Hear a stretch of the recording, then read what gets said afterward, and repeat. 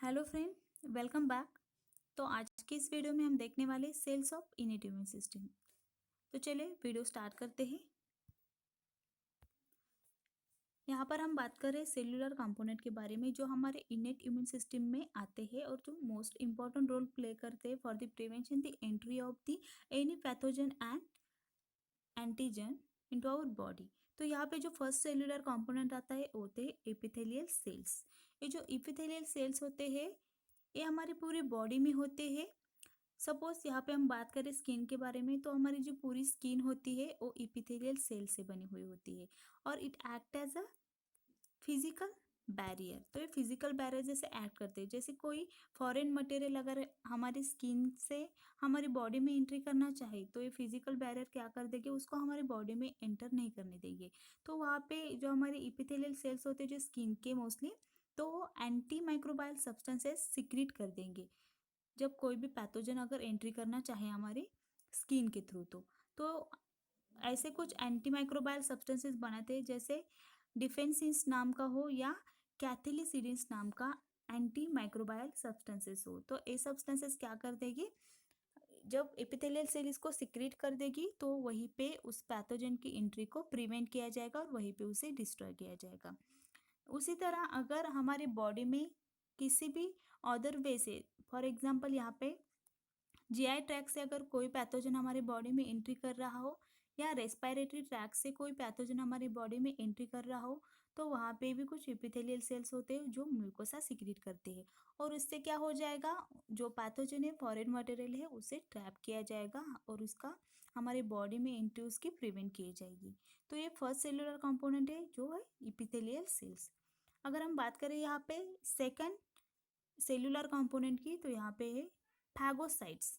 तो फैगोसाइट हम किसे कहते हैं, जो सेल्स क्या करते हैं, फैगोसाइटोसिस करते हैं, मतलब एंगल्फ करती है जो सेल ईटिंग करने वाली होती है जिस हम फैगोसाइटोसिस कहते हैं और उस सेल को फैगोसाइट्स कहते हैं। तो हमारी बॉडी में यहाँ पे इनेट इम्यून सिस्टम में दो टाइप के फैगोसाइट सेल होते हैं, एक होता है मैक्रोफेजेस और दूसरे होते हैं न्यूट्रोफिल्स। तो यहाँ पे अगर देखा जाए मैक्रोफेजेस जो होते हैं वो हमारे टिश्यू में प्रेजेंट होती है। अगर कोई पैथोजन हमारे टिश्यू लेवल तक आ गया हो तो वहाँ पे वो मैक्रोफेजेस इसे क्या कर देगी, इंजेस्ट कर देगी या एंगल्फ कर देगी और एंगल्फ करने के बाद उसको मैक्रोफेजेस में वो जाएगा तो वहाँ पे उसकी प्रोसेसिंग होगी, उसको डिस्ट्रॉय किया जाएगा, किल किया जाएगा पैथोजन को और किल करने के बाद उससे कुछ पेप्टाइड बन जाएगी और उसके जो पेप्टाइड होती है वो क्या कर देगी, मैक्रोफेजेस जो है वो वहाँ से MSC क्लास 2 मोलिक्यूल न्यू बन जाएगा और उस मोलिक्यूल के थ्रू वो क्या कर देगी, ये जो वायरल पेप्टाइड है या जो भी एंटीजन है जिसे मैक्रोफेजेस ने क्या किया है, पेप्टाइड में कन्वर्ट किया है ब्रेक करके, तो उसे वो एक्सप्रेस कर देगी सेल के सरफेस पे। तो अगर बात करें यहाँ पे न्यूट्रोफिल के बारे में तो ये जो न्यूट्रोफिल होती है हमारे ब्लड में ज़्यादा मात्रा में प्रेजेंट होती है और ये जो न्यूट्रोफिल्स होते हैं वो ग्रैन्युलोसाइट सेल्स होते हैं जिसमें ग्रैन्यूल्स प्रेजेंट होते हैं जिनके साइटोप्लाज्म में।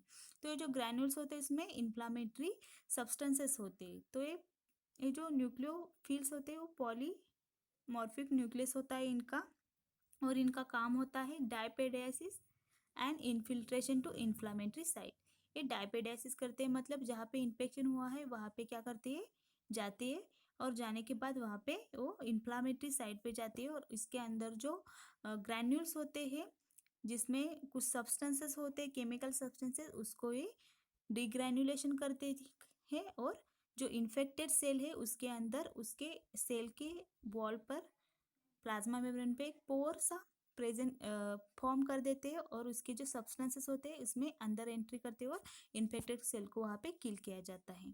तो ये जो फंक्शन है ये है फैगोसाइट सेल जो मैक्रोफेजेस एंड न्यूट्रोफिल का होता है। अगर नेक्स्ट बात करें यहाँ पे हम स्ट्रक्चरली या डायग्रामेटिकली देखें तो ये जो स्ट्रक्चर है ये है मैक्रोफेजेस का। तो यहाँ पे ये जो रेड में दिखाई दी है ये है एनी फॉरेन मटेरियल। अगर ये फॉरेन मटेरियल टिश्यू लेवल तक आता है, अगर ये सपोज ये है एक पैथोजन, ये पैथोजन हमारे टिश्यू लेवल तक आ गए तो टिश्यू लेवल पे होते हैं फैगोसाइट्स। तो फैगोसाइट और उसमें से हम यहाँ पे बात करें मैक्रोफेजेस के बारे में, ये सेल जो है ये मैक्रोफेजेस। तो इसमें क्या हो जाएगा, अगर ये पैथोजन आ गया है तो यहाँ पे उसको एंगल्फ किया जाएगा। और एंगल्फ करने के बाद यहाँ पे फैगोजम बन जाएगा। ये है फैगोजम जिसमें ये पैथोजन को एंगल्फ कर लिया है। और एंगल्फ करने के बाद यहाँ पे लाइसोजोम भी होते हैं। तो फैगोजोम और लाइसोजोम का यूनियन हो जाएगा और यहाँ पे फैगोलाइसोजोम बन जाएगा। यहाँ पे आप देख सकते हैं ये फैगोजोम एंड लाइसोजोम का यूनियन होता है। तो यहाँ के लाइसोजोम के एंजाइम फैगोजोम में जो बैक्टीरिया या जो पैथोजन है रैप किया हुआ और एंगल्फ किया हुआ उसको डिस्ट्रॉय करते हैं फैगोलाइसोसोम में। और डिस्ट्रॉय करने के बाद यहाँ पे उस एंटीजन की पेप्टाइड फॉर्म हो जाती है। और एंटीजन की पेप्टाइड फॉर्म होने के बाद यहाँ पे जो मैक्रोफेजेस में क्या होते हैं, जो एंडोप्लाज्मिक रेटिकुलम होता है वहां से एक न्यू मॉलिक्यूल का सिंथेसिस होता है। और ये जो एमएससी क्लास 2 मॉलिक्यूल है इसके थ्रू यहाँ पे जो एंटीजन की पेप्टाइड बना दी है उससे क्या कर देगी, इससे यहाँ पे सेल सरफेस पे एंटीजन को प्रेजेंट कर देगी। देन नेक्स्ट बात करें अगर हम डेंड्रेटिक सेल की, तो डेंड्रेटिक सेल का भी फंक्शन सेम होता है। ये भी एंटीजन प्रेजेंटिंग सेल्स होती है। ये भी क्या करती है, किसी भी एंटीजन को या किसी भी फैगो सॉरी जो पैथोजन होता है कोई भी अगर एंट्री होता है हमारे बॉडी में, तो ये जो डेंड्रेटिक सेल होती है वो क्या करती है, उसको एंगल्फ कर देती है, उसको भी ब्रेक किया जाता है। ब्रेक करने के बाद उसको भी सेल के ऊपर प्रेजेंट किया जाता है। और यहाँ पे जो डेंड्रिटिक सेल्स होते हैं इनमें बहुत सारे टोल लाइक रिसेप्टर्स होते हैं। जैसे यहाँ पे particular associated molecular pattern receptor होते हैं और डैमेज एसोसिएटेड मोलिकुलर पैटर्न के रिसेप्टर भी होते हैं। और ये एंटीजन को प्रेजेंट करते हैं for the T lymphocyte of adaptive immune system. तो यहाँ पे मैंने बताया कि ये जो सेल है ये जो मैक्रोफेज है ये भी यहाँ पे एंटीजन प्रेजेंट करते हैं। किस लिए करते हैं, किसे प्रेजेंट करते हैं, तो ये एंटीजन प्रेजेंट करते हैं एडेप्टिव इम्यून सिस्टम के लिए। ये टी लिम्फोसाइट को या टी सेल को क्या कर देगी, एंटीजन का प्रेजेंटेशन कर देगी। तो उसी तरह ये जो डेंड्रेटिक सेल है ये भी एंटीजन प्रेजेंट करेगी टी लिम्फोसाइट को। देन अगर नेक्स्ट बात करें हम नेचुरल किलर सेल के बारे में, तो ये क्या करती है, ये जो नेचुरल किलर सेल्स होते हैं वो वायरस इन्फेक्टेड सेल को किल करते हैं। और इसमें एक रिसेप्टर होता है जो इनहिबिटरी रिसेप्टर होता है, जो एमएससी क्लास 1 मॉलिक्यूल को क्या करता है, इनहिबिट करता है। और it having unique cluster differentiation protein. तो यहाँ पे ऐसा एक प्रोटीन होता है, एक यूनिक प्रोटीन होता है जो सिर्फ नेचुरल किलर सेल में होता है, वो है CD16 प्रोटीन।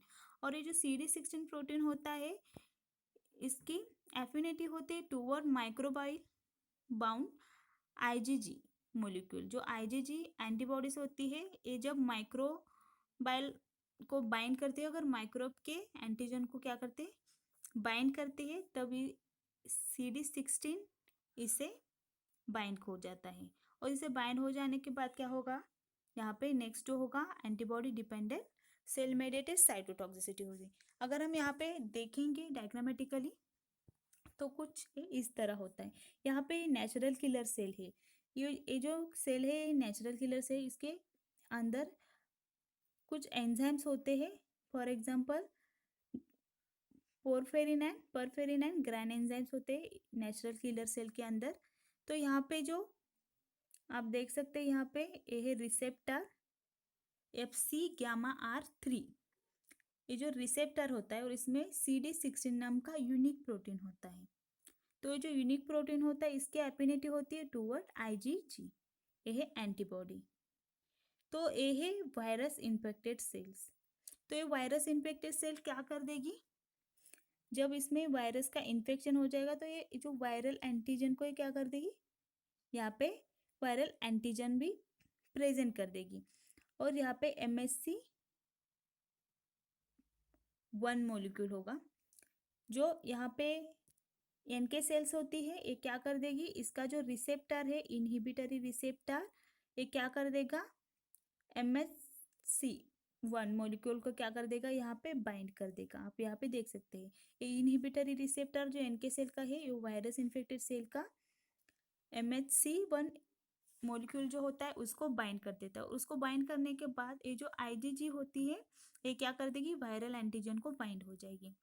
यहाँ पर IgG वायरल एंटीजन को बाइंड हो जाती है और इसके एफिनिटी इसकी और एफिनिटी होती है CD16 प्रोटीन की और ये इससे बाइंड हो जाती है।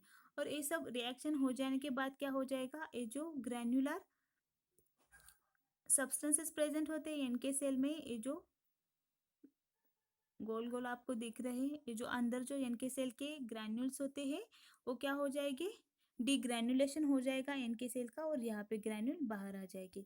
और यहाँ पे ग्रैन्यूल बाहर आने के बाद इसमें जो एंजाइम्स होते हैं, फॉर एग्जांपल परफोरिन है या ग्रैन एंजाइम है, तो क्या कर देगा, ये जो परफोरिन है वो वायरस इन्फेक्टेड सेल के ऊपर क्या कर देगा, यहाँ पे आप देख सकते हैं ऐसे पोर फॉर्म कर देगा। और यहाँ पे पोर फॉर्म कर देने के बाद क्या हो जाएगा, ये जो ग्राम एंजाइम है वो इसमें एंटर हो जाएगा थ्रू दी पोर्स, और ये जो सेल है उसको किल किया जाएगा इस एंजाइम के थ्रू। तो ये पूरा जो मैकेनिज्म होता है कुछ इस तरह होता है।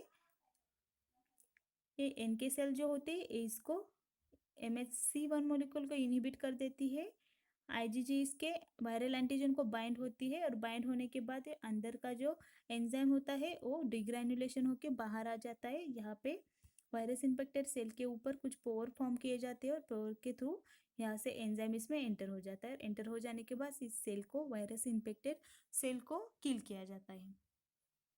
तो फ्रेंड्स, ये थे cellular component of innate immune system. अगर ये वीडियो आपको पसंद आई हो तो मेरे चैनल को लाइक कीजिए, शेयर कीजिए और साथ में सब्सक्राइब भी कीजिए।